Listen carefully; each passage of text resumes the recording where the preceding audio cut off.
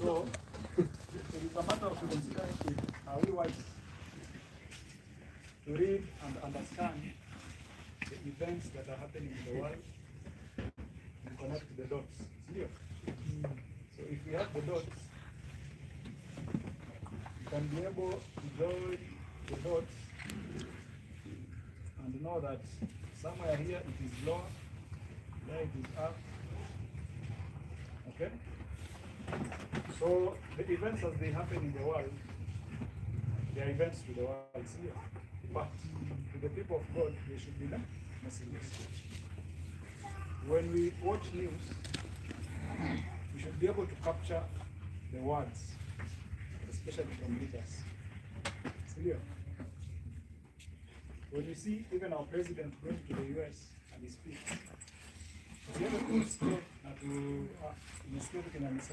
no. We should be able to understand every sentence that is coming from their mouth, because they give hint to what is happening. Matthew 24:32 is a common verse ambayo inasema complete kufanya nini? We have to study from nature. When we see that this tree is shedding its leaves, then we know that winter is near, it's here. Or when we see it's budding, then it tells us that summer is near. And that is because we have looked at nature, we have seen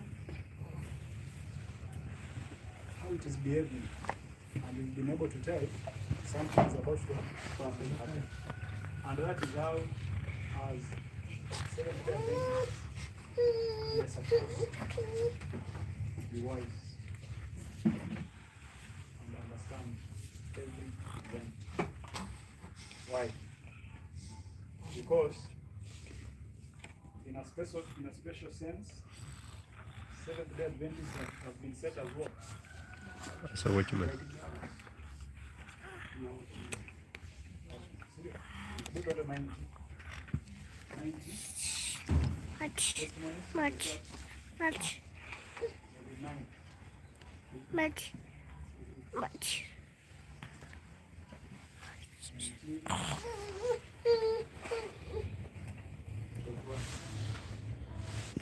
Much. Testimonies to the church. Testimonies to the church. In terms of what?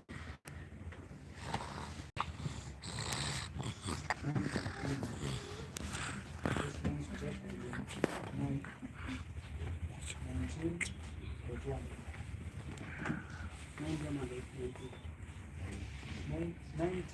19.1.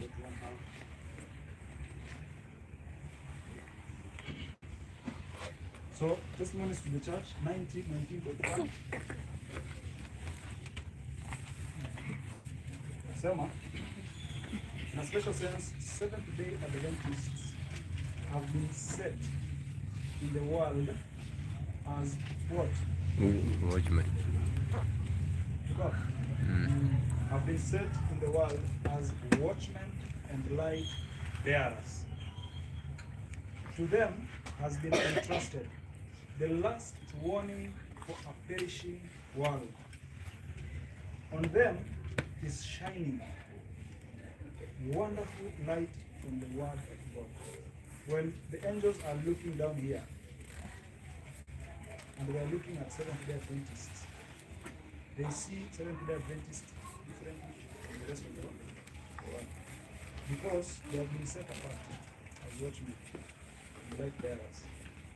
And it says, on them is shining wonderful light from the word of God. They have been given a work of the most solemn import, the proclamation of the first, second, and third angels' messages. There is no other work of so great importance. They are to allow nothing else to absorb their mind. the question is, do you even understand that we are watching and what? Do we even understand? Are we even aware that we are watching and like that? And the message that has been entrusted to us, the three angels' messages, are we even familiar with them?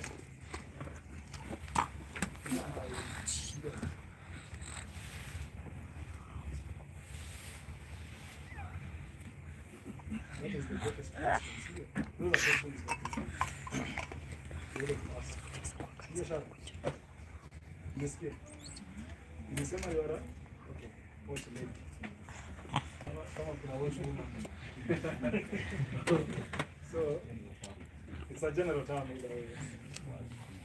So, we are, I thought this is the way that the lady. So, we are watchmen and light them. And the message we are carrying are last warning messages. The perishing what? Perishing one. But the question is, do you even understand that you are watching? Do you understand that you are not there? Do you even understand this message? So, there are so many questions you should be asking. And it says, we are entrusted with this message to a perishing what? World. So the world is on its verge of death. And the only people who can save the world, then there are those who are having the key to saving the world. Who are? Seventh day Adventists. They've been given the work of the most solemn people. Meaning, that work is greater than gold. Because when somebody is being saved, najua kuna sheria ambulance ikitoa ile siren yake inafunguliwa ni kwa nini? There's a life, sindio? And that life, 1 second might determine whether that life can be saved or lost. So, that is the bigger question.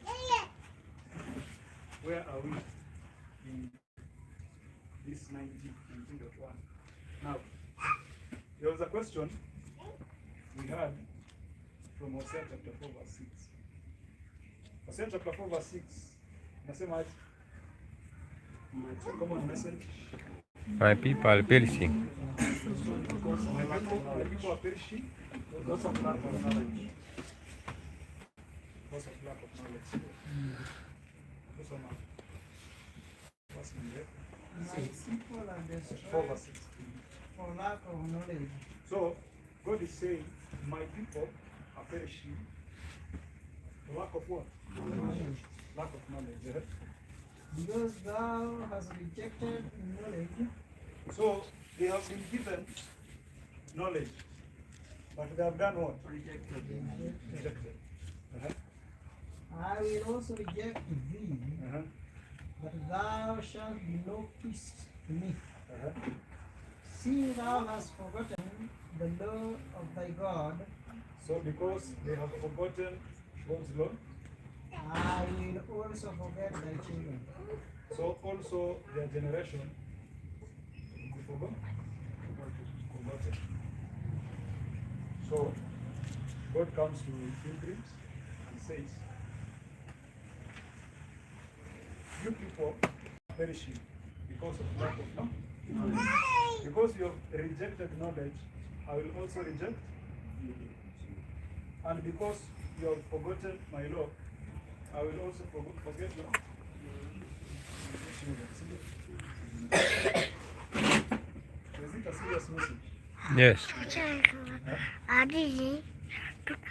Go back. Is it serious? Actually, there's a quote that says, when you get to heaven,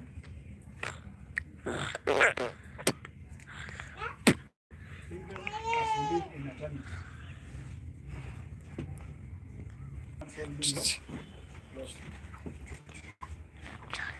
But before we get there, we have a chance and a work to do to save souls. And before we perish for lack of knowledge, then we must seek that knowledge, to know that knowledge. So Timothy.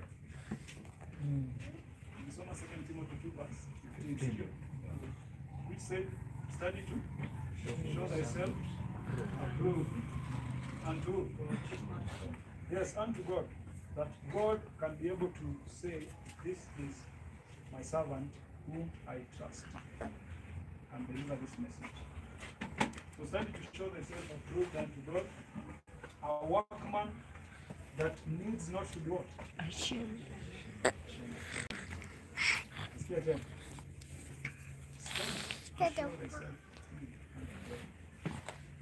Then if God can look at you, Lucy, he says that Lucy is my servant who I know has understood this knowledge, this message, and I have approved her to do this work.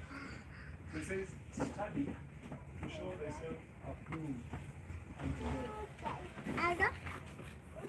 A workman that needs not to be what? Shamed. Rightly dividing the word of truth. So how do you divide the word of truth? Unamega aje, unakata aje, unamini.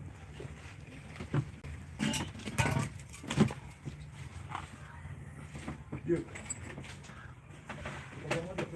Kwa pamoja. Unauliza nini? How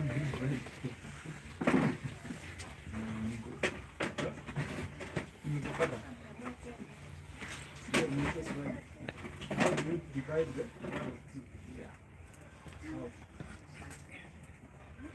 kati utaweza fafanua kati truth and error kuzungumza na neno. So in case of any, at least you can unaweza fafanua kutoka kwa neno, this is an error and this is the truth. So hakuna unaweza kuwa twisted yeah kutoka kwa neno. Julius. Gari kutoka kwako. Shamba. Mbona gari anasema mbona mmesahau vile tatizo sio? Kisu inakuwa yafanya nini? Nataka gari. Chicha. Ndio gari inafanya nini? When we divide is to feed.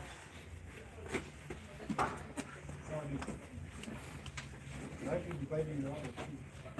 You're breaking it down so that people can chew that word. Can chew that word. So you can feed. Because we cannot take the whole word as it is. It must be glory to glory to glory to glory, step by step. Hawa tukiletewa kwenye hapa. Tuyo. Tatizo hiyo mkimbia sana. Sema mtu amechangamka. So it must be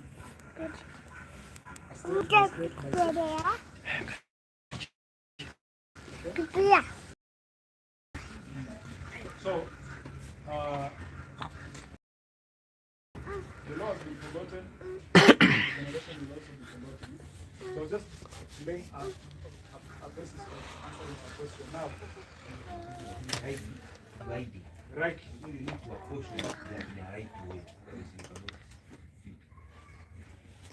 So it is a whole word, but you see even the audience, we must apportion it right. See it?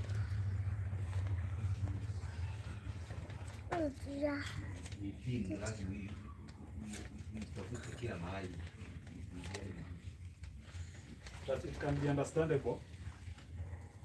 That it can be understandable at the end of the day. Because unajua pia kuna ile message. Ikiwa uende ufundishe saa hiyo uma uko dala. Ndio kuna mahali penye unaweza anzia na kuna mahali unaweza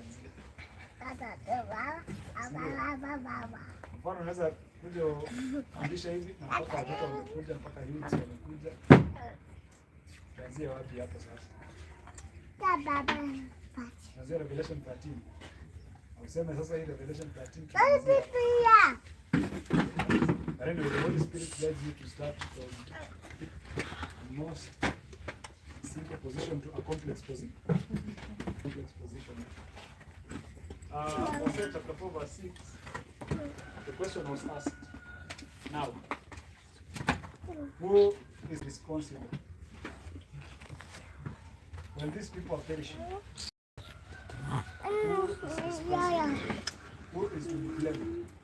Who is to be charged? Who is to be charged when these people are perishing? See the first one.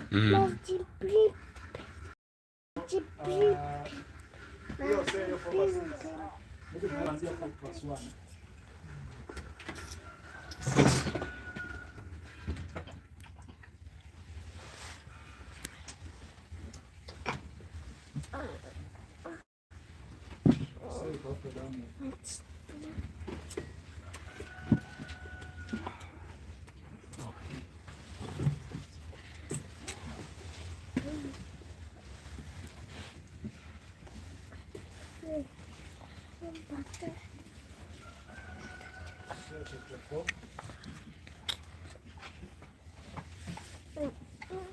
Chapter 4 verse 1.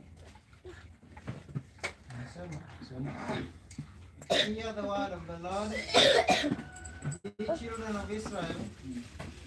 For the Lord hath a controversy with the inhabitants of the land, because there is no truth, nor mercy, no knowledge of God in the land. So, God has a controversy with the people of the land because there is no truth. So if there is no truth, there is what? There is like Fear and false doctrines and false teachings. So because there is no truth, and there is no what? Mercy, nor knowledge of God in the land. Knowledge of God.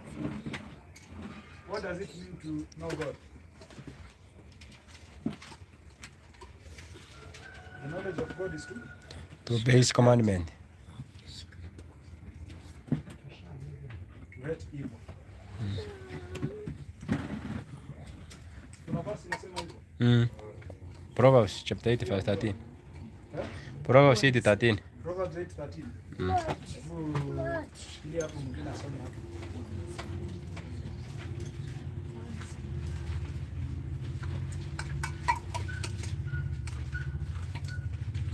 The fear of the Lord is the head of evil.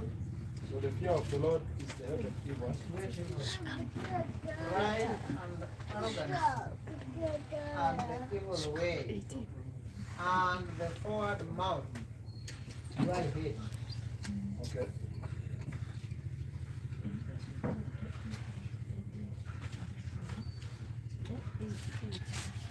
So that is Proverbs 8:13. Proverbs 8:13. Ama hiyo to know God. 1 John 5:2 inasemaje?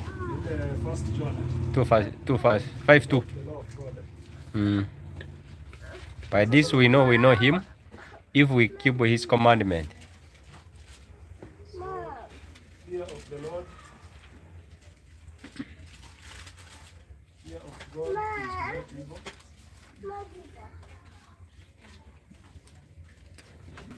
First John. 5:2. First John 5.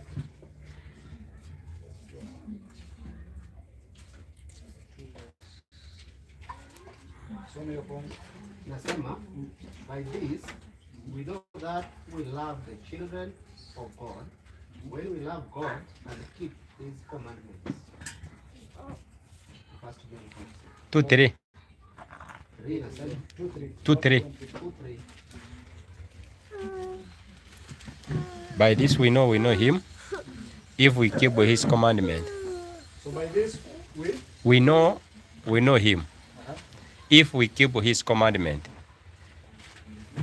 So that is 1 John chapter 2 verse 3. And hereby we do know that we know him. If we do what? If we keep his commandment. So the importance knowledge of God is keeping his commandments. So anyway, that is also a broader topic. Sasa tuendelee kwanza mahali tulikuwa. So that is Hosea chapter 4 verse 1. Kwa tumefika hapo. Because there is no truth nor mercy nor knowledge of God in the land. So, by swearing and lying and killing and stealing and committing adultery, they break out and blood toucheth blood. Therefore, the land mourn, and everyone that dwelleth therein shall lament.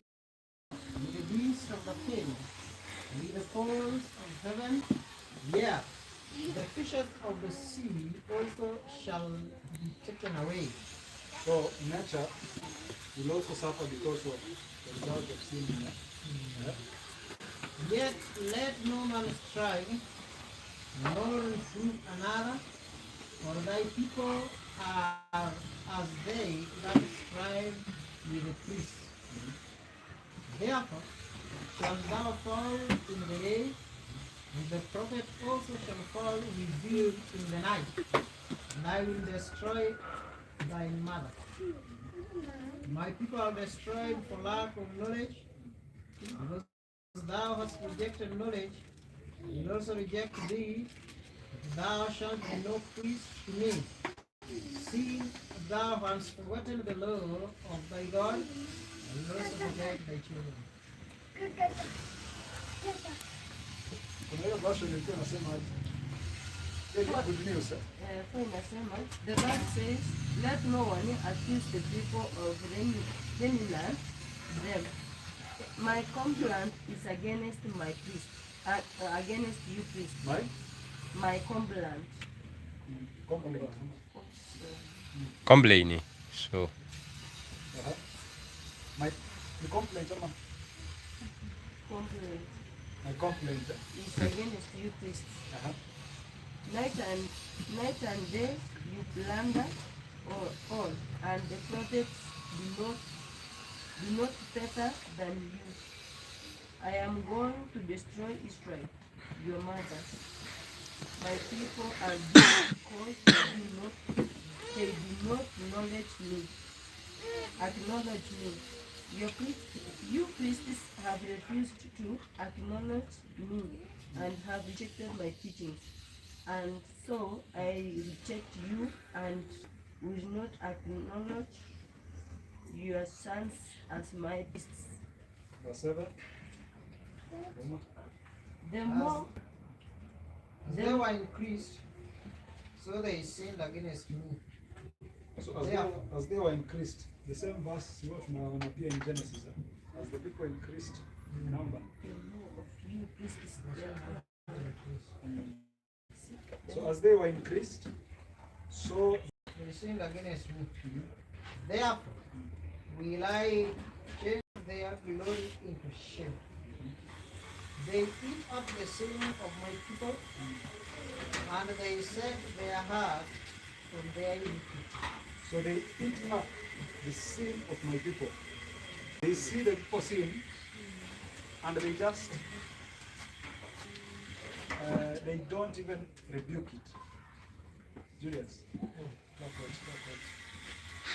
So they see my people sin, and they don't rebuke it. They eat it. Yani it's as if you unakula na unapanguza mdomo. Hata hajui kama umekula. Yeah. So they do not rebuke that sin. They see people sinning, they just swallow that issue, and it's as if nothing has happened. So they eat up the sin of my people, and they set their heart on their iniquity. So in the iniquity that they do, their hearts are not moved. So the priests see what is happening and they do nothing. Help us. And there shall be like people, like priests, and I will punish them for their ways and reward them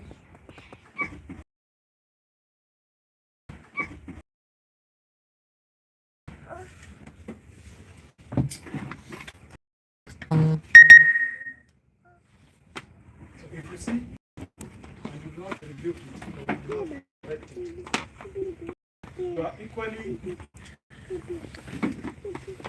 guilty as that who is committed.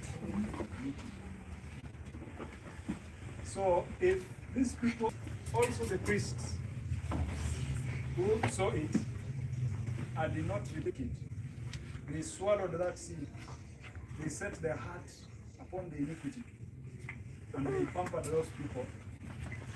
Both of them shall die. I think also Ezekiel inasema hivyo. Yeah. Ezekiel 33 na 3. Chapter 33 na chapter 3. Ezekiel 3:17 hapo. Kusoma Ezekiel 3:17. Susan, somea Ezekiel 3:17.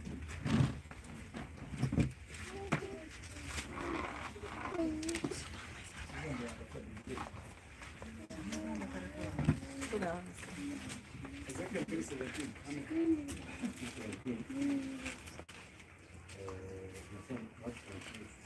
I have forgotten what helped. Not that one. Nasema, now it came to pass at the end of 7 days that Ezekiel, Son of man, 3:17. Ezekiel 3:17. Son of man. son of man, Oh, Manzia 16. Oh, sawa. Now it came to pass at the end of the 7 days that the word of the Lord came to me, saying, Son of man, Son of man. I have made you a watchman. So, he's speaking to 7th-day Adventists. So he's telling Ezekiel, Son of man, I have set you, A watchman. Made you a watchman for the house of Israel. Therefore, hear a word from my mouth. So just like I said, hear the word from my mouth. And give them warning from me. So give them the messages of warning from me. When I say the wicked, you shall surely die. So what is death? Death is judgment. Yeah. So there's a warning, but after a warning there is a judgment. A judgment. So it is a warning and judgment message. So when I say to the wicked, thou shalt surely Die. And I gave him, and you gave him no warning, and you, Ezekiel, you gave him no warning, nor speak to warn the wicked from his wicked way, to save his life. That same wicked man shall die. So will God say, because you wicked man, you did not know, and you just committed evil, I will just forgive you. We just Actually, overlook. they did not know. They knew and they went astray. Astray. Because hapa ilikuwa nasema they rejected what? Knowledge. So they knew, but intentionally they went astray. So if I say to that wicked man, thou shalt surely die, Shall die in his iniquity, but his blood I will require at your hand. so if you do not warn him, then his blood I will require at your hand. Yet if you warn the wicked, and he does not turn from his wickedness, nor from his wicked way, he shall die in his iniquity, but you have delivered your soul. So when we see judgments are coming upon the world, in the morning we talk about this issue that is a long-term plan. That is one of the tools that is bringing the world into a small village. security surveillance, and those who will be against the government shall be easily tracked out. So, as we understand from prophecy, is that the world and the church is uniting. And when the world and the church are uniting, we understand that this is the devil's plan. Because the devil's plan, by uniting these false churches with the governments, will be able to control the governments for his success. So that at the end of the day, the whole world might come to worship the devil. So he is using all means to control the churches. And then the churches are on the list, on the red list. It is the woman who is driving the beast. Serious. Mtu akipanda horse, sinienda anaendesha horse. So it is the woman who is riding the beast. It is the false church which is riding the nations. So when definitely state and the church unite,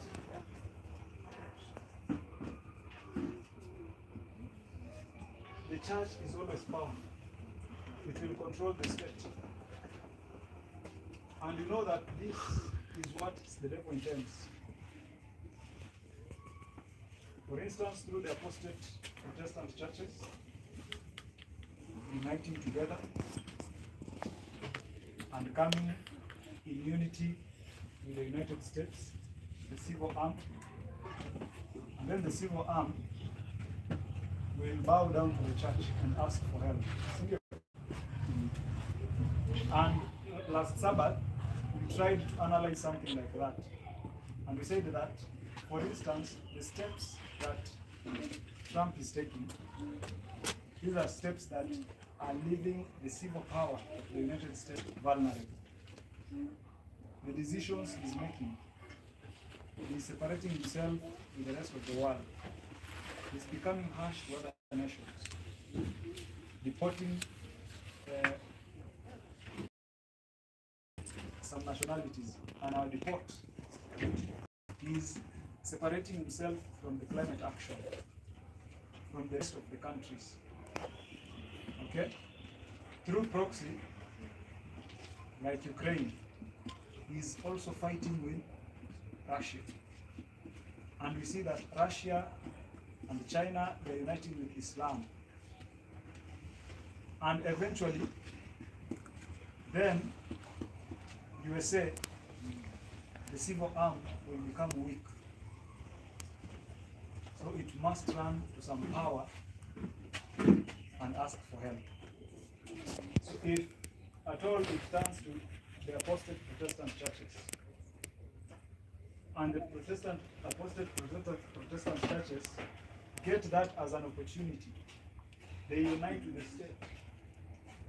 They say we will protect you. But if we are to protect you, then we must find some common laws. And you see, under such argument, if the church says we want some common laws, including one Sabbath for all the people, one common Sabbath day. So one common Sabbath day, definitely majority wins, and that is Sunday. So with that, they say, give us a law. Give us a law, you civil arm, that protects this day of worship. Because in protection of this day and other laws, we will bring peace into our country. So there is a whole chain. There is a whole chain. Okay? There is a whole chain that eventually we are coming to full Sabbath, which is enforced by law. That is the National Assembly law. And you see, if the state has passed that law, and Julius, you stand up and say, that law, I cannot obey, then we have to look for you and jail you. See, because you are against the law of the country or of the law of the land. So for us to easily get you, we must have enhanced our security surveillance. And one of the measures to enhance our security surveillance is things like this. So we can easily capture you wherever you go. See here? Yeah. So you can see it is a whole chain. A whole chain down the line. So who is supposed to warn the world of such things to come? It is those that have no knowledge. Matthew 15, 14.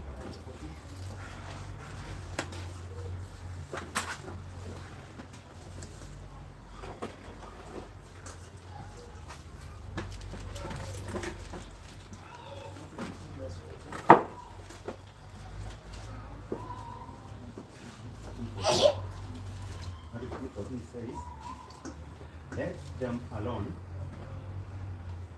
They are blind readers of the blind.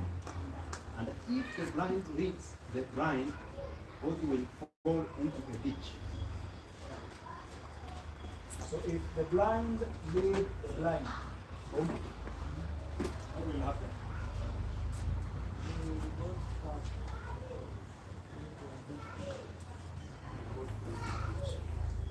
So whether the priest or the member, if they are all blind, the member will fall into the ditch as well as the priest.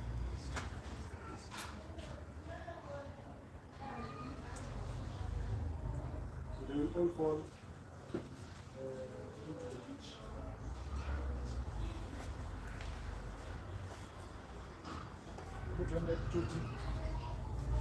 Testimonies to the church.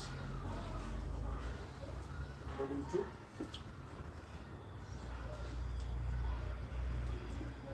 Testimonies to the church, volume 2. 439.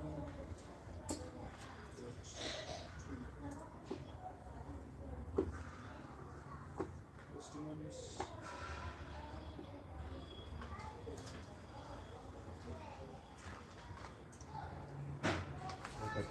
Body.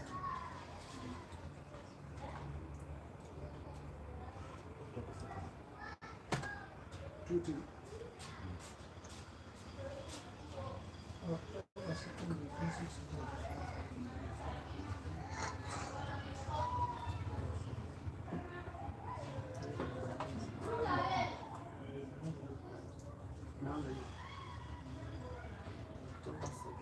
October 2nd, 1868, I was shown the spirit of God's professed people.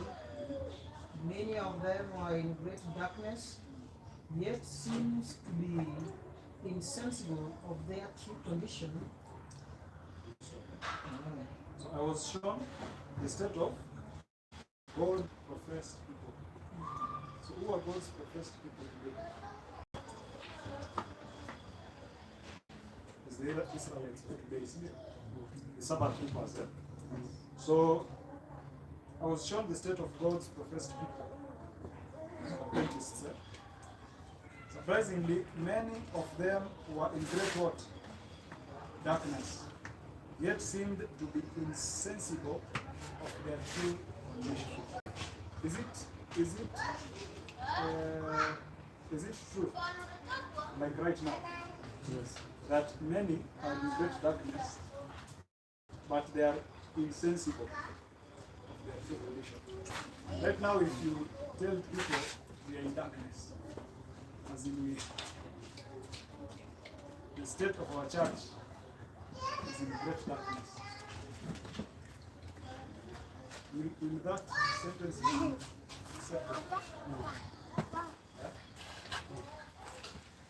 Jen?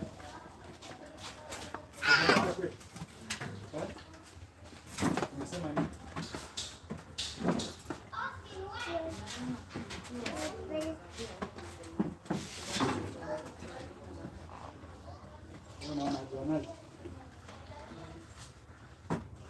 that is the condition.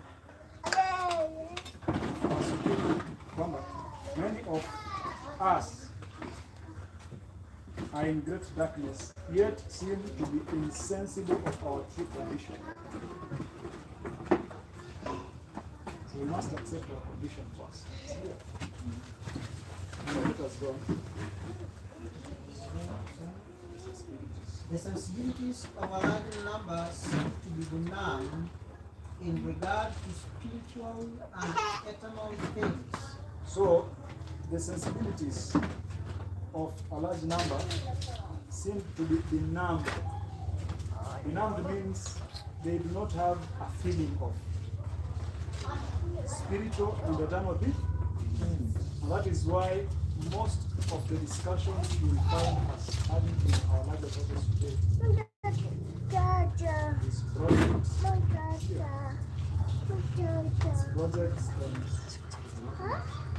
development. Those are the major things that we discuss, but not spiritual and eternal things. Hata kuna kitu nilisoma, sikumbuki ni last week ama ni gani. Nasema kanisa la Mungu kuna mahali tafikia, wafikiri wako na Mungu, kumbe roho wa Mungu ashaondoka. It's true. See, when Christ in Mark 23, when he said, after speaking about the hypocrites, the Pharisees, and the evils they have done to the house of Israel, he finishes and says, thine house is left unto you what? Desolate. But even after that pronouncement, did the activities of the church continue going on? Yes.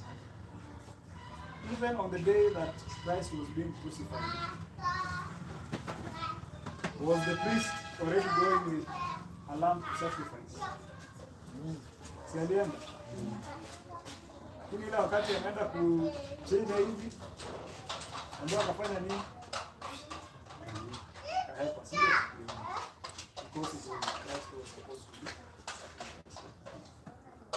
So Christ is on the cross, yet there's a priest at the temple continuing with the sacrifice. So it is true that the sensibilities of a large number seem to be benumbed in regarding to spiritual and eternal things. So great slumber, great darkness, still going on there. While their minds seem all away to their worldly interests. So while their minds seem all awake to their worldly interests. So the things of the world are continuing to flourish. Still, if we have churches with development goals, they are building major cathedrals. Katika cathedral ni gani? Cathedrals. Cathedral.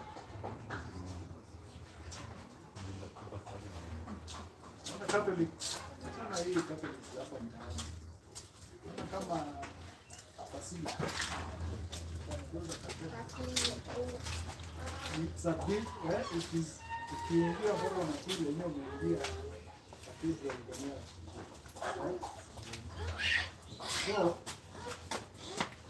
and every church is after a modernized church. Clear.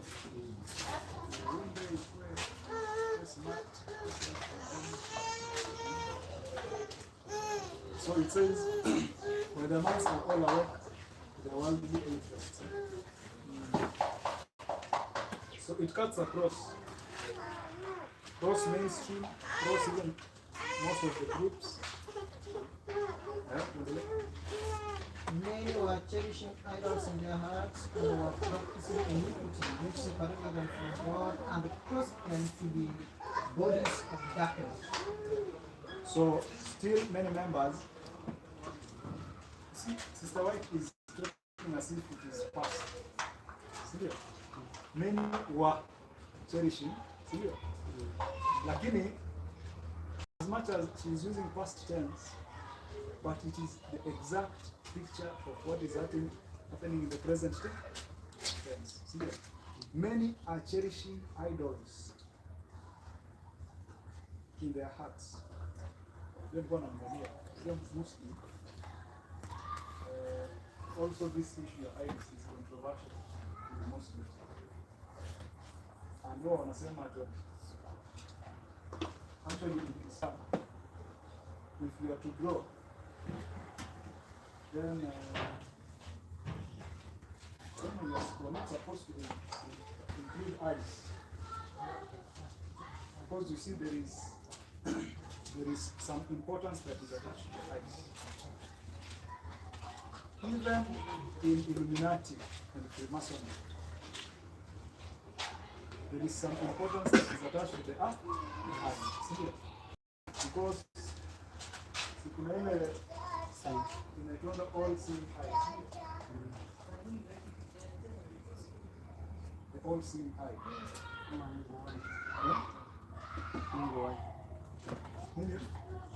Wengine wanaita Oh, iko live. Kama ile ni kama ile eagle, the all seeing eye. Actually, it is there. See, because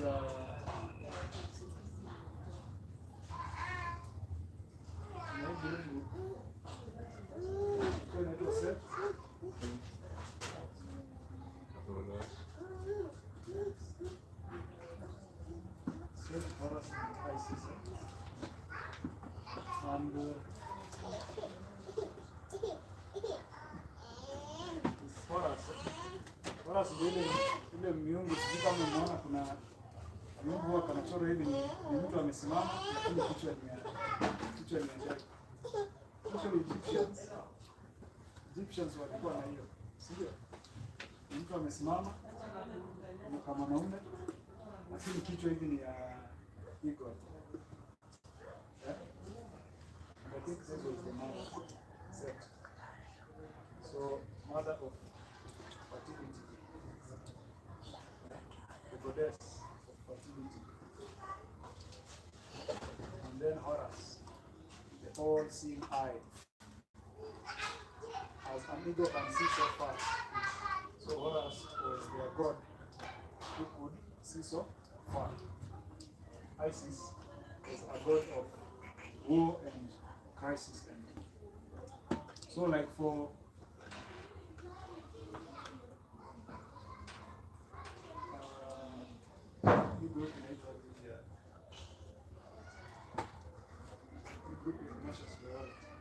Jesuits. So like for the Jesuits, they have these symbols. They have these symbols even in their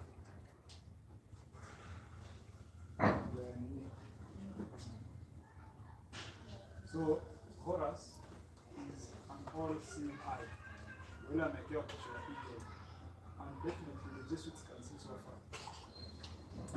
See, they run the economies of the world.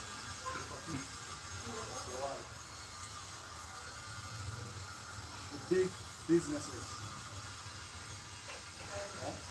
They control the economies of the world. And definitely, when it comes to crisis, we initiate and we end crisis. Yeah. Kama COVID has an attachment to them.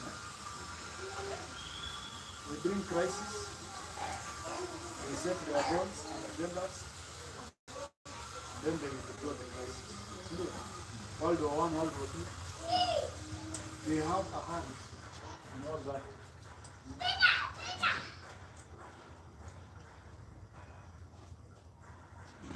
So, can you imagine,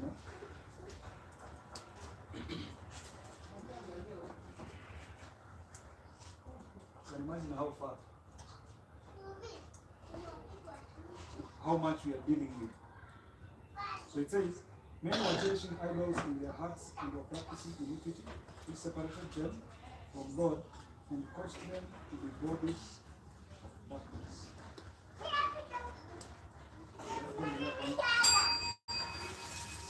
I saw but few who stood in the light, having discernment and spirituality, to discover these stumbling blocks and remove them out of the way. Men who stand in very responsible positions at the heart of the work are asleep. So men who stand in very responsible positions at the heart of the work are asleep. So who are these men? The priests, or the teachers?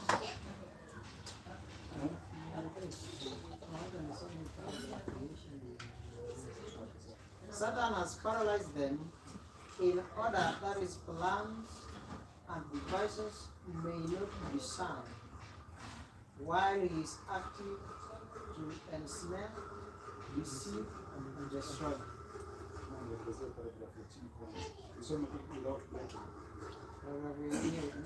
Some who occupy the positions of watchmen to warn the people of danger have given up their watch and reclined to peace. They are unfaithful sentinels. They remain inactive while their wild foe enters the fort and works successfully by their side to tear down what God has commanded to be built up. They see that Satan is deceiving the inexperienced and unexpecting, yet they take it all quietly, as though they had no special interest, as though these things do not concern them. They apprehend no special danger. They see no cause to raise an alarm. To them, everything seems to be going well, and they see no necessity of raising the faithful. Trumpet notes of warning which they hear borne by the plain testimonies, to show the people their transgression and the house of Israel their sins. These reproofs and warnings disturb the quiet of these sleepy, peace-loving sentinels. They are not pleased. They say in heart, if not in words, this is all uncalled for. It is too severe, too harsh. These men are unnecessarily disturbed and excited, and seem unwilling to give us any rest or quietude. Ye take too much upon you. All the congregation are holy, every one of them. They are not willing that we should have any comfort, peace, or happiness. It is active labor, toil, and unceasing vigilance alone which will satisfy these unreasonable, hard to be suited watchmen. Why don't they prophesy smooth things and cry, peace, peace? Then everything will move on smoothly. The version of discernment.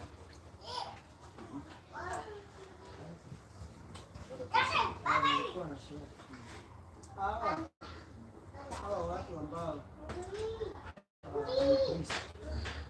na kina nani?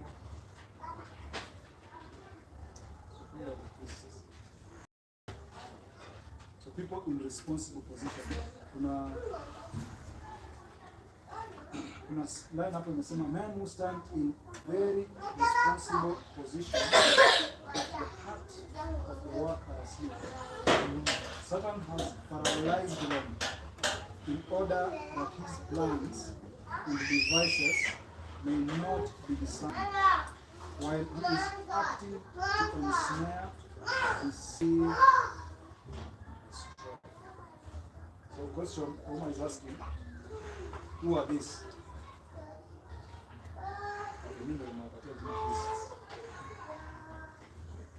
Who are these in responsible position?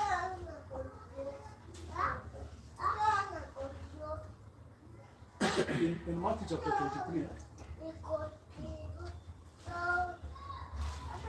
Christ is the crying truth. Pharisees. And he's saying that they stand at the door. They don't want to get in, or they don't want to get out. Those who want to enter, they have been blocked.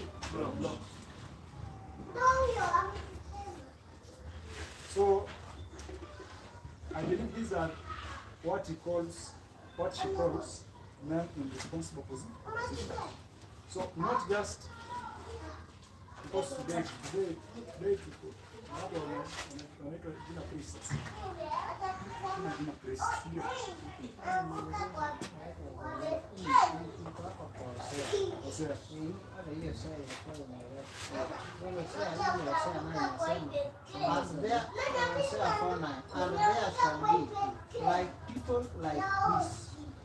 And there shall be like people like priests. Who are these priests? They are kuna watu hapo.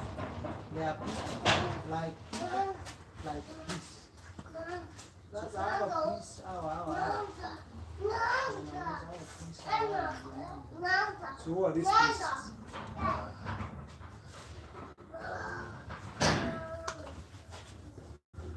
So maybe what I can say, it takes us back to the line that we had, men in very responsible positions. Definitely, the Lord has appointed some to bear the flow. So there's order. There's order in the church of God. God has put some order in His church. And in every of His little company, there are those appointed. Even in the nation of Israel, there were the lineage of Aaron. God had appointed them to be shepherds of the flock, to teach them.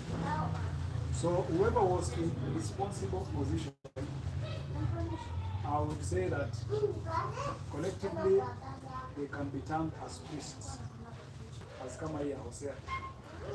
So the teachers, the pastors, okay,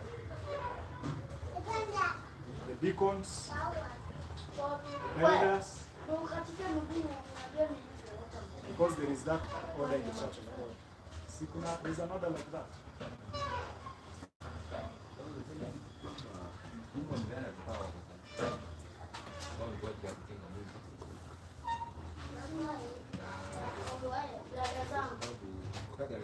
You are conscious of your gift. Which means kwamba kuna wale ambao ni walimu, kuna apostles, kuna walimu, mchungaji, hizi vipawa ziko na zile ziko ni kwa ajili ya Yesu amesema ndio. So as long as we are conscious of those things, we need to control them. Kwa sababu umetoka katika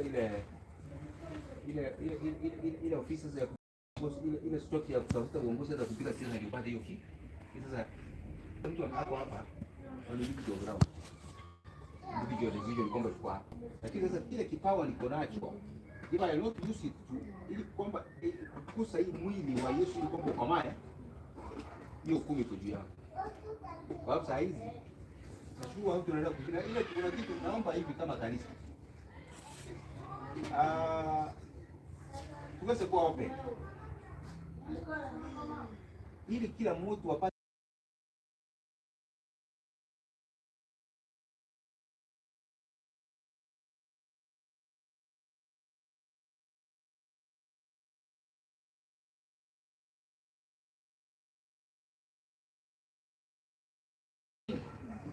hata kusoma Biblia. Unaweza pata kwamba tuko hapa na kuna wengine afikia namna ya kufungua Biblia ili kwamba tusome tuichambue. Tumesema kwamba neno linafaa kuwa divided, rightly divided. Lakini people here cannot divide that word. Na ukijua kwamba una hiyo kipawa, ukikae wewe unajifundisha, alafu ukija kufundisha watu hapo, unataka kuwafunulia ili kwamba wengi wapate, hiyo ni binafsi ambayo tuko tuko nao. Na tunaomba hivi tuangalie the basics ambayo itakusa